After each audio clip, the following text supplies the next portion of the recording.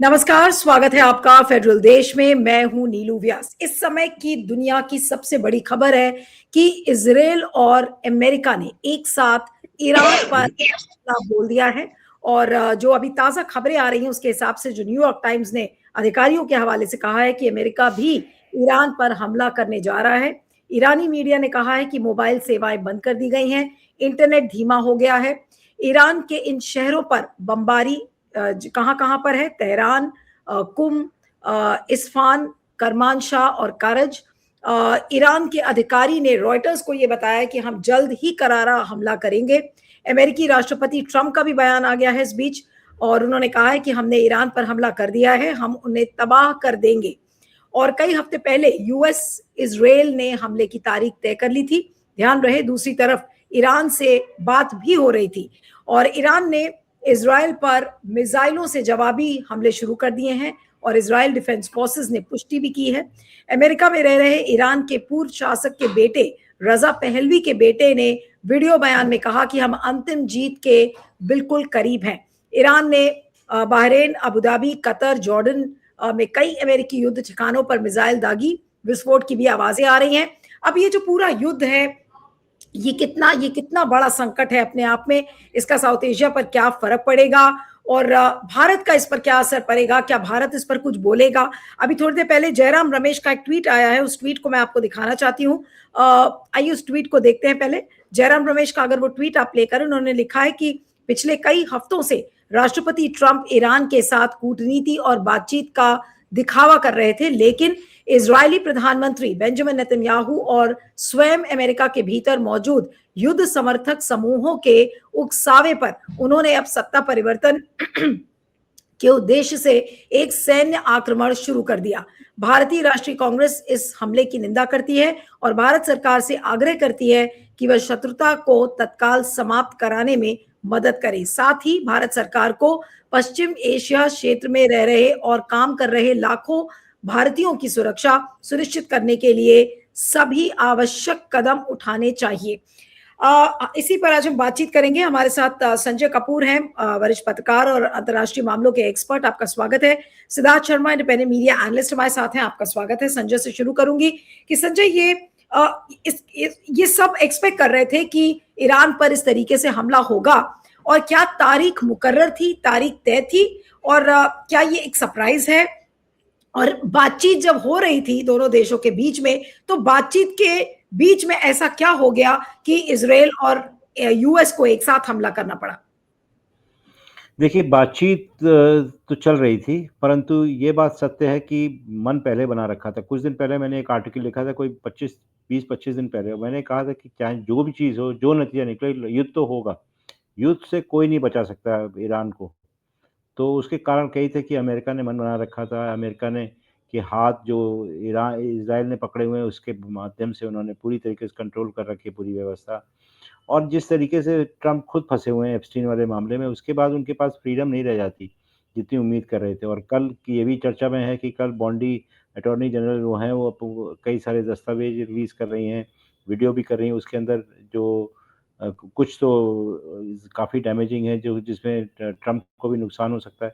परंतु इस माहौल में जब है ना 2 देश युद्ध में हों और पूरी दुनिया इस समय बिल्कुल सांसत में है कि उनके साथ क्या होगा, क्योंकि ईरान ने अपना अपना युद्ध का तरीका अब की बार बदला। एक तो बहुत जल्दी एस्केलेट कर दिया, पिछली बार 12 घंटे लगाए थे। अब की बार उन्होंने 2-3 घंटे में ही सब काम अपना चालू कर दिया। जितने भी देश जहाँ पर कि बेस हुआ करते थे अमेरिका के, वहाँ पर अटैक किया है। 6-7 मुल्क जो कि कुछ दिन पहले तक ये कस्में खा रहे थे कि वो ईरान के लिए अमेरिका को अटैक करने के लिए बेसिस नहीं देंगे, उन्होंने अपनी पूरा एटीट्यूड बदल लिया है। सऊदी अरेबिया, खासकर सऊदी अरेबिया पे अटैक करने के बाद सऊदी अरेबिया ने स्टेटमेंट इश्यू करा कि वो हर हालत में अपनी ज़मीन को देने को तैयार है, हर चीज़ देने, हर साधन देने को तैयार है, जो भी ईरान के ऊपर अटैक करेगा। तो इसका मतलब ये है कि ईरान ये जानता था कि जितने भी उनके समर्थक में या समर्थन में जो लोग आए हैं, वो उतने समर्थक नहीं हैं जितना कि दिखाई पड़ रहा है।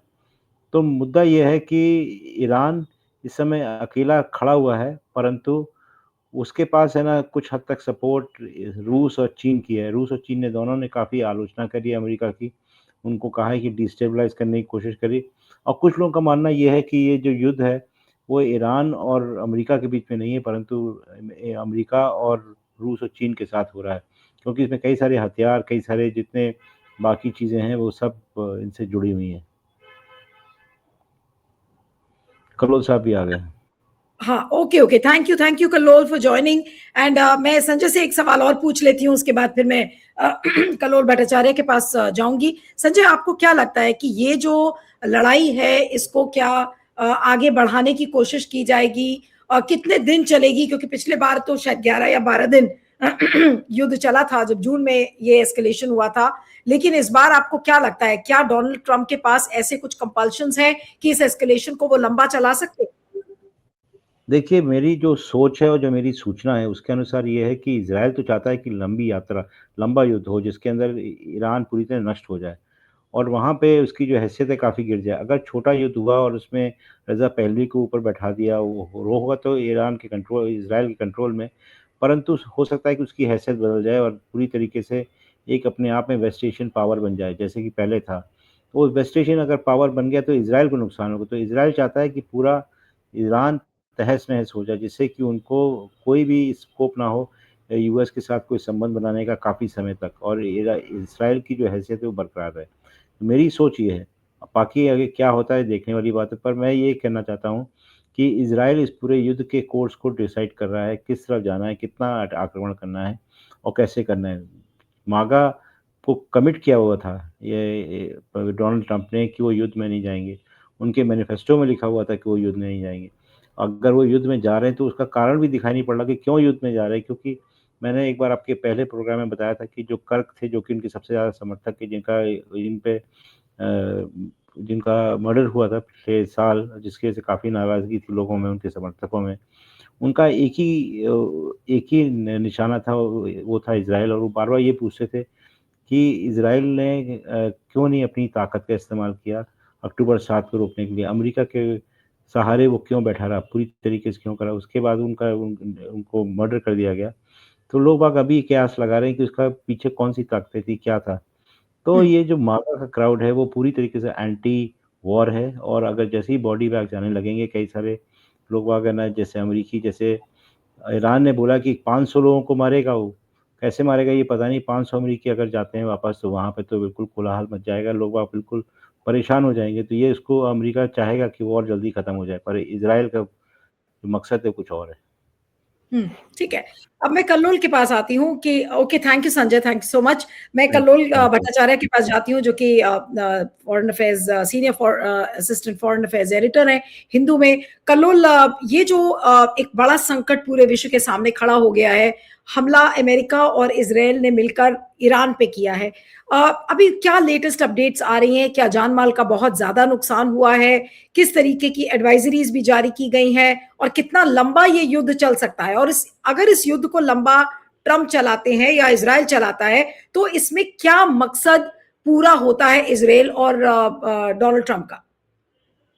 जी शुक्रिया नीलू जी, आपने मौका दिया। मैं ये कहूँगा कि वेस्ट एशिया में, यानी कि पश्चिम एशिया में आज तक पिछले 35 सालों में अमेरिका ने जितने युद्ध किए, उससे सबसे ज़्यादा हटकर अगर कोई युद्ध हो सकता है, तो वो है ईरान के साथ यूएस का युद्ध।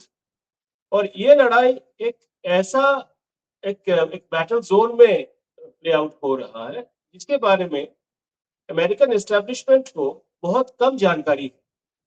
पहली बात तो हमें ये याद रखना पड़ेगा कि हमने 2003 में देखा कैसे सद्दाम हुसैन का जो सरकार था, उसका पतन हुआ। बिल्कुल रातों-रात, जैसे कि अमेरिकन फोर्सेस आ गए और तुरंत जो सद्दाम हुसैन का सरकार था, वो गिर गया और सद्दाम हुसैन वहाँ से गायब हो गया। उनको 3 साल बाद पाया गया और उसके बाद उनकी फांसी हो गई।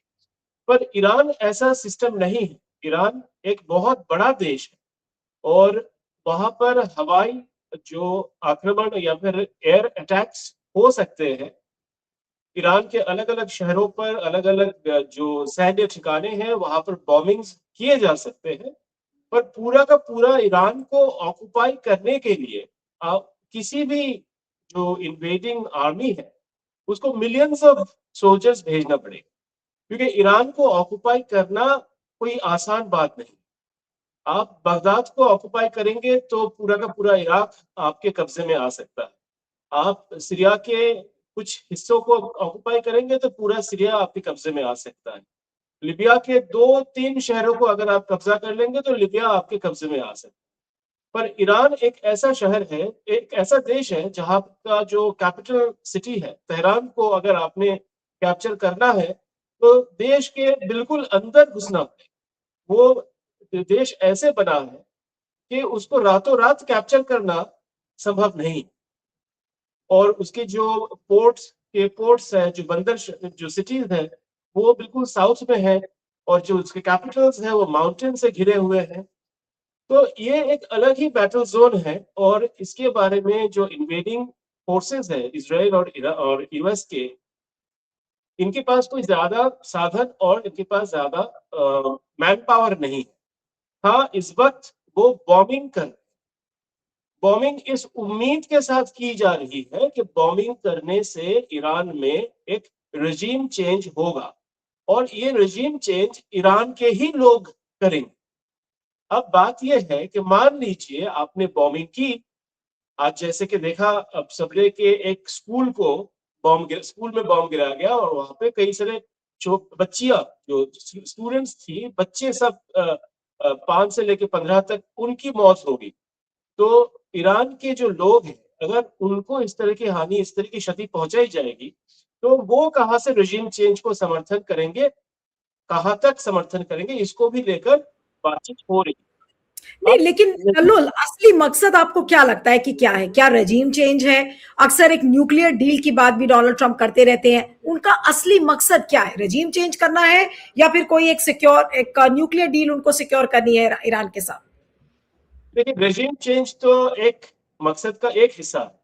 असली मकसद है पूरा वेस्ट एशिया में पिछले 50 सालों में जिस तरह के स्टेट सिस्टम बना हुआ था और उस स्टेट सिस्टम में ईरान का जो जगह ईरान ने घेर रखा था पिछले 1979 के इस्लामिक आंदोलन के बाद से, उस पूरा का पूरा स्टेट स्ट्रक्चर को चेंज करना, यही है असली मकसद। जब वो स्टेट स्ट्रक्चर चेंज होगा तब वहां के जो तेल और बाकी जो पदार्थ है उसका जो बाजार है उस पर अमेरिकन कंपनीज का पूरी तरह से कंट्रोल होगा। अब प्रॉब्लम ये हो रही है कि ईरान के पास जो दुनिया के सबसे बड़े बड़े जो तेल कंपनीज है उसके ऊपर वेस्ट के कोई इंटरफेरेंस नहीं हो पा रहा है। अब बात यह है, असली जो लक्ष्य है, असली जो गोल है वो ये कि पूरा का पूरा रीजन को रीऑर्डर करना है और उस रीऑर्डरिंग के लिए जो ईरान का इस वक्त का जो इस्लाम हुकूमत, जिसको इस्लामी हुकूमत कहा जाता है, इस्लामिक रेवोल्यूशन का हुकूमत कहा जाता है, उस हुकूमत को गिराना जरूरी है। अब प्रॉब्लम यही होगी कि ईरान में बहुत स्ट्रॉन्ग नेशनलिज्म भी है। ईरान के लोगों को बाहर के लोगों को लिए समझना बहुत मुश्किल है क्योंकि ईरान में अंदरूनी झगड़े चलते रहते हैं, ठीक है। इस्लामी आइडेंटिटी को लेकर वहां पर बहस और जो कॉन्फ्लिक्ट्स है वो भी होते रहते हैं। पर जब भी बाहर के कोई ताकत ईरान पर हमला करता है तो वो ही जो इंटरनल फोर्सेस आपस में झगड़ा करते हैं वो एकजुट हो जाते हैं। तो अभी ये देखना है कि ये जो उम्मीद जताई जा रही है वेस्टर्न मीडिया हाउसेस के द्वारा कि वहां पर एक रेजिम चेंज होना है, क्या वाकई वहां पर रेजिम चेंज होगा या फिर जितने लोग आपस में अब तक लड़ाई कर रहे थे वो एकजुट होकर बोलेंगे कि नहीं जी, हमें रेजिम चेंज नहीं चाहिए, हमें तो देश का जो जो सम्मान है और जो सॉवरेनिटी है उसको डिफेंड करना है। तो ये भी हो सकता है कि ईरान के ऊपर बॉम्ब गिराना बहुत ही बुजदिली वाली हरकत है और ये आसानी से किया जा सकता है क्योंकि ईरान इतना सोफिस्टिकेटेड उसके जो एयर डिफेंस सिस्टम्स नहीं है, क्योंकि यूएस के साथ अगर लड़ाई करना हो तो उसके मुकाबले में जिस तरह के एयर डिफेंसेस चाहिए वो सिर्फ रशिया और यूरोप के कुछ देशों के पास है, ईरान के पास ऐसा नहीं है, बाकी देशों के पास भी नहीं है। तो असली बात यह कि ईरान को ऊपर बॉम्ब गिरा सकते हैं पर ईरान को इन्वेड करने के लिए इन्वेडिंग मिलिट्री फोर्सेस किसी के पास नहीं है।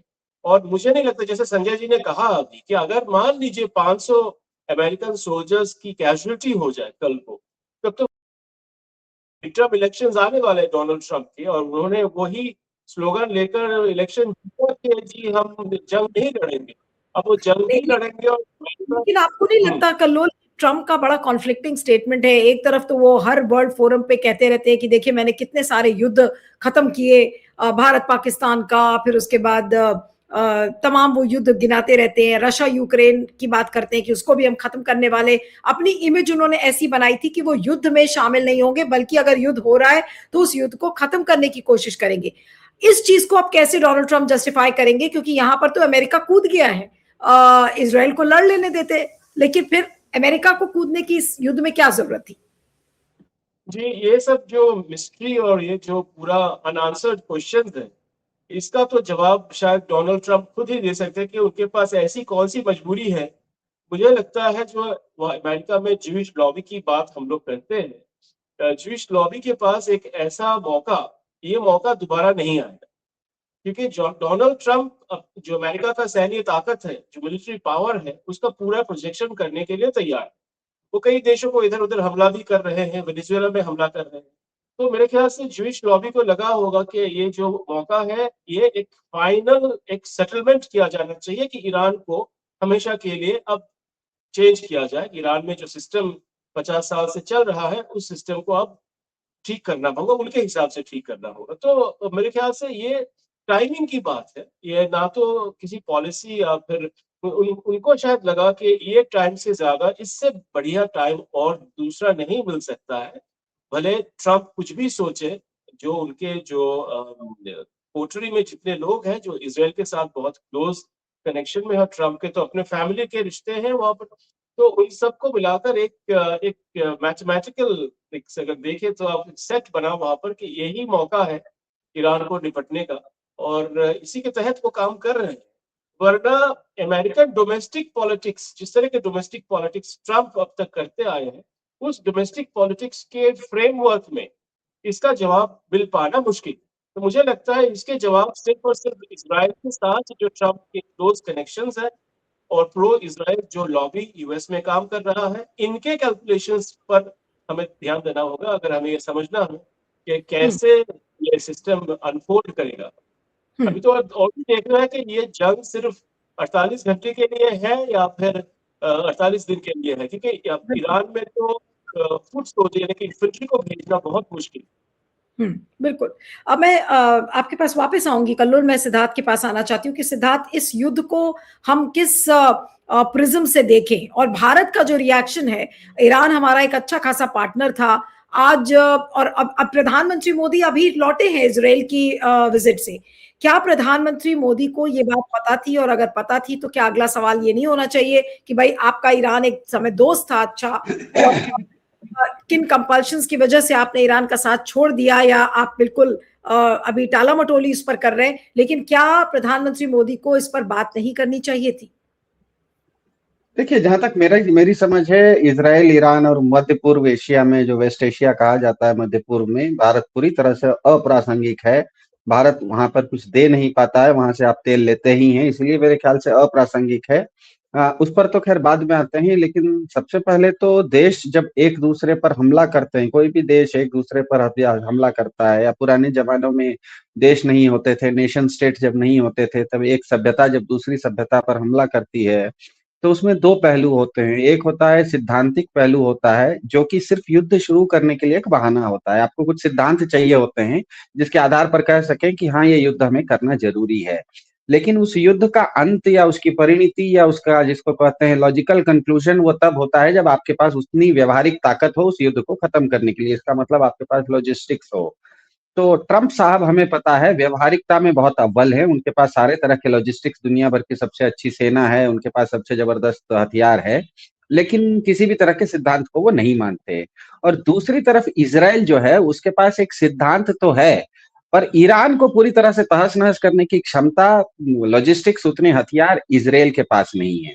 इसीलिए इन दोनों ने एक बहुत अच्छा गठबंधन किया है। सिद्धांत रहेगा इजराइल का और व्यवहारिकता रहेगी अमेरिका की। क्योंकि इजराइल का जो सिद्धांत है, वो सिद्धांत कहता है कि इजराइल कहता है कि हमारा जो अस्तित्व है वो हमारे 5,000 साल 10,000 साल पुराना उनका एक ग्रंथ है, जेनेसिस। कब लिखा गया पता नहीं, लेकिन वो एक जिसको कहते हैं ना, माइथोलॉजिकल भी कह सकते हैं, पता नहीं, जो भी है, उनका एक ग्रंथ है जेनेसिस नाम का। जैसे भारत में काफी सारे हिंदू वेदों को मानते हैं, कब लिखा गया पता नहीं, लेकिन वेदों को मानते हैं, वैसे वो लोग जेनेसिस को मानते हैं। और उस जेनेसिस में एक प्रॉमिस्ड लैंड है, जो कि 20 लाख स्क्वायर किलोमीटर बड़ी है। वो करीब करीब ईरान तक भी पहुंच जाती है, कहीं सीरिया तक पहुंच जाती है। लेकिन आज का जो इजराइल है वो सिर्फ 22,000 स्क्वायर किलोमीटर पे है। मतलब इजराइल के पास वो प्रॉमिस्ड लैंड का सिर्फ 20,000 किलोमीटर आज की तारीख में उनके हाथ में कब्जे में है। लेकिन उनके पौराणिक नक्शे के अनुसार वो 20 लाख किलोमीटर बड़ा है। तो इसीलिए वो सारा जमीन हमारी है। इसीलिए आज नहीं तो कल, जिसको भारत में भी काफी सारे लोग अखंड भारत की एक परिकल्पना करते हैं, तो उस तरह का वो उनका जो अखंड प्रॉमिस्ड लैंड है, इसीलिए उनको सैद्धांतिक रूप से ये ईरान के ऊपर हमला करने का एक बहाना मिल गया है। दूसरी तरफ ट्रंप साहब को एक बहुत अच्छा इसमें बहाना मिल गया है, क्योंकि ट्रंप साहब ने बिल्कुल स्पष्ट रूप से कह दिया है कि उनको, ट्रंप साहब को दुनिया भर के जितने भी तेल के भंडार हैं, उन तेल के भंडारों के ऊपर ट्रंप साहब को अपना कब्जा करना है। ये बिल्कुल स्पष्ट उन्होंने कर दिया है। 25 नवंबर का ट्रंप साहब ने जो नेशनल सिक्योरिटी पेपर एक रिलीज किया, और वो व्हाइट हाउस के वेबसाइट पर है, उसमें आप जाके देखिए तो बिल्कुल स्पष्ट है कि ट्रंप साहब का मानना है, ट्रंप साहब कहते हैं कि मेरे पास एक त्रिशूल है, उस त्रिशूल में 3 भाले हैं, 3 नोक है, एक है आज, एक है कल, एक है परसों। आज का मतलब अमेरिका की आज की राष्ट्रीय सुरक्षा। उनको लगता है अमेरिका की राष्ट्रीय सुरक्षा पर केवल एक खतरा है, वो रूस का खतरा है। और वो सही भी है, क्योंकि रूस ही केवल रूस ही है जो कि आज अमेरिका को हथियार के मामले में सीधी टक्कर दे सकता है। आप अगर ऑपरेशन सिंदूर देखिए या यूक्रेन का युद्ध देखिए, दोनों में रूसी हथियार का जैसे इस्तेमाल होता है, अमेरिकी हथियारों को वो टक्कर दे पाता है। इसीलिए रूस के साथ आज के तारीख में ट्रंप साहब सीधी टक्कर नहीं ले रहे हैं, केवल रूस का जो मित्र मंडल है उसको तोड़ने की कोशिश कर रही है। तो हुआ ट्रंप साहब का आज। उनका कल ये कहता है कि पूरी दुनिया क्योंकि पेट्रोल पर चल रही है, इसीलिए पेट्रोल पर कब्जा हमको करना है, वो चाहे वेनेजुएला में करना हो या आज ईरान में करना हो। तो ईरान में जिस तरह से कल्लोल भाई ने कहा, इनकी कोशिश ये नहीं है, इनकी कोशिश केवल और केवल ट्रंप साहब की कोशिश ये है कि ईरान का जो तेल का हिस्सा है उस पर किसी तरह से कब्जा हो जाए, जिसे आप सत्ता परिवर्तन कहते हैं। ये तेहरान वहरान तक इन्वेड करके पूरे ईरान को कब्जा करने की इच्छा इनकी नहीं है। हो सकता है वो इजराइल की इच्छा हो, क्योंकि इजराइल किसी सिद्धांत के अंतर्गत लड़ रहा है, लेकिन ट्रंप साहब किसी सिद्धांत के अंतर्गत नहीं लड़ रहे। उनको तेल चाहिए, और तेल जो है ईरान का ज्यादातर तेल, दुनिया में तीसरे नंबर का तेल, ऑयल रिजर्व जिसे कहते हैं, तेल के भंडार ईरान के पास हैं। 1 नंबर पर वेनेजुएला है। तो वेनेजुएला में तो ट्रंप साहब ने सत्ता परिवर्तन करके अपना टट्टू बिठा दिया है, तो वेनेजुएला का तेल आज अमेरिका का हो गया। दूसरे नंबर पर सऊदी अरब है, तो सऊदी अरब के साथ आधी अमेरिकी सेना तो सऊदी अरब में बैठी रहती है। जिस समय सद्दाम हुसैन के खिलाफ इन लोगों को सेना भेजनी थी, उसी समय से सऊदी अरब में आधी सेना, तो सऊदी अरब में पूरा अमेरिकी मिलिट्री सिस्टम वहां पर बैठा हुआ है। तो सऊदी अरब के साथ इनके अच्छे संबंध है, तो सऊदी का भी तेल पर कंट्रोल, कब्जा भले नहीं हो, कंट्रोल इनके हाथ में है। 3 नंबर पर ईरान है, और ईरान में जो हिस्सा खुजेस्तान करके नाम का एक प्रोविंस है, एक राज्य है, जो कि खाड़ी के पास है, मतलब समुद्र के पास है, इराक के बगल में है, समुद्र के पास है, दक्षिण में है। तो दुनिया का तीसरा सबसे बड़ा तेल का भंडार, करीब करीब 12% दुनिया का तेल ईरान के पास है। और ईरान के पास जितना तेल है उसमें से 80% हिस्सा वो एक राज्य में है जिसका नाम खुजेस्तान है, और वो खाड़ी के पास है। तो मेरे ख्याल से ट्रंप साहब की कोशिश ये हो रही है कि वो बड़ी बड़ी बातें तो कर रहे हैं सत्ता परिवर्तन वगैरह की, वो कोशिश करेंगे जिसको साइऑप्स बोला जाता है, लोगों के ऊपर इतनी बमबारी करें कि लोग ही अंदर से गुस्सा हो जाए। लेकिन वो होना संभव नहीं दिखता है, क्योंकि ईरान की अपनी एक संस्कृति है, बहुत पुरानी संस्कृति है। और जिस तरह से कल्लोल जी ने कहा कि अगर बाहर से कभी कभी हमला होता है तो देश के लोग अपनी व्यक्तिगत जो उनकी मनमुटाव हैं या कोई टकराव है उसको थोड़ी देर के लिए भूल जाते हैं। अभी हाल फिलहाल में हमने देखा ऑपरेशन सिंदूर के समय भारत की सारे विपक्ष वगैरह सब मिलकर, विपक्ष ने कहा कि भारत सरकार जो भी निर्णय लेगी हम उसका साथ देंगे। उसके बाद भारत सरकार ने कहा कि दुनिया भर के देशों में हमारा प्रतिनिधिमंडल जाएगा, तो उसमें सारे विपक्ष के नेता भी उसमें साथ चले गए। क्योंकि घर पर जब हमला होता है तो आपस में दो भाई भले किसी कारण से मनमुटाव रहता है, लेकिन बाहर का अगर कोई गुंडा आके परेशान करने लगता है तो दोनों भाई एक भी हो जाते हैं। तो इसीलिए ईरान के लोग क्या अमेरिका का सत्ता परिवर्तन के को समर्थन करेंगे पता नहीं, बहुत समय बताएगा। लेकिन मेरे ख्याल से ट्रंप साहब का उद्देश्य केवल और केवल इतना है कि ईरान का जो तेल का हिस्सा है, जो खुजेस्तान का हिस्सा है, क्या उस पर वो अपना कैप्चर कर सकते हैं। इजराइल के यहूदी फादरलैंड सिद्धांत के अंतर्गत ये युद्ध शुरू किया गया और अंत होगा कि व्यवहारिक ताकत किसके पास अधिक है। आज की तारीख में अमेरिकी व्यवहारिक शक्ति, सैनिक शक्ति और हथियारों की टक्कर सिर्फ रूस दे सकता है। यूक्रेन और ऑपरेशन सिंदूर में हमने देखा। अब ये निर्भर करता है आने वाले दिनों में कि रूस ईरान को किस हद तक हथियारों से मदद कर रहा है, सामने से कर रहा है या पीछे से कर रहा है, क्योंकि ईरान का जो नॉर्थर्न बॉर्डर है, उत्तर का जो बॉर्डर है, वो रूस के नजदीक आता है। ईरान से काफी सारा तेल पाइपलाइन के द्वारा, उत्तर के द्वारा रूस में भी जाता है। तो और यूक्रेन के युद्ध में ड्रोन्स और मिसाइल्स काफी सारे ईरान ने रूस को दिए हैं। तो मिसाइल्स के मामले में ईरान काफी हद तक इम्प्रूव्ड है, काफी उनकी ताकत है। आज भी हमने देखा उन्होंने 6-7 देशों के ऊपर आज हमला किया है ईरान ने। वो देशों पर हमला नहीं किया, ईरान का कहना है कि हम हमला कर रहे हैं अमेरिकी जो सैनिक ठिकाने हैं अलग अलग देशों पर, चाहे वो बहरीन में हो, चाहे वो कतर में हो, चाहे वो यूएई में हो, चाहे वो सऊदी अरब में हो। मेरे ख्याल से शायद जॉर्डन तक उन्होंने हमला कर दिया है अपनी मिसाइल से। इसका मतलब मिसाइल टेक्नोलॉजी में हमें ईरान के पास काफी अच्छी एडवांस टेक्नोलॉजी है। अब रूस कितना पीछे से मदद करता है। और दूसरी और सबसे इंपॉर्टेंट बात यह है कि दुनिया में जितना भी दुनिया भर में तेल की खपत होती है, हमारे आपके घर में जो किचन में जो गैस जलता है वो भी मध्य पूर्व एशिया से आता है। हम जो बिजली यूज करते हैं उसमें भी कहीं ना कहीं ऊर्जा का स्रोत मध्य पूर्व के आने वाला तेल है। और हमारी गाड़ियां और जो देश भर में जो पूरा यातायात चल रहा है उसमें भी मध्य पूर्व का तेल है। तो मध्य पूर्व का जितना भी तेल है वो ज्यादातर स्ट्रेट ऑफ हॉर्मूज नाम के एक बहुत संकरे से रास्ते से निकलता है। वो केवल और केवल 6 किलोमीटर चौड़ा है, जिसके अंदर ऑयल टैंकर्स जाते हैं। और कहते हैं कि उस हॉर्मूज के स्ट्रेट में ईरान ने काफी सारे माइंस बिछा के रखे हैं। तो आने वाले समय में ये भी हो सकता है कि ईरान उस स्ट्रेट ऑफ हॉर्मूज को अगर रोकेगा तो दुनिया भर में एक अलग तरह की एक नई ही क्राइसिस खड़ी हो सकती है। मेरे ख्याल से मोटा मोटी अंत में इतना कह सकता हूं कि युद्ध का नतीजा कुछ भी हो, तेल की कीमत बहुत बढ़ने वाली है, विश्व व्यापार बहुत घटने वाला है, और इसके चलते आने वाले समय में इस्लामिक कट्टरवाद भी बढ़ने की संभावना बढ़ जाती है। क्योंकि इस तरह की चीजें जब भी होती है तो जो कट्टरवाद है उनको एक हवा मिल जाती है।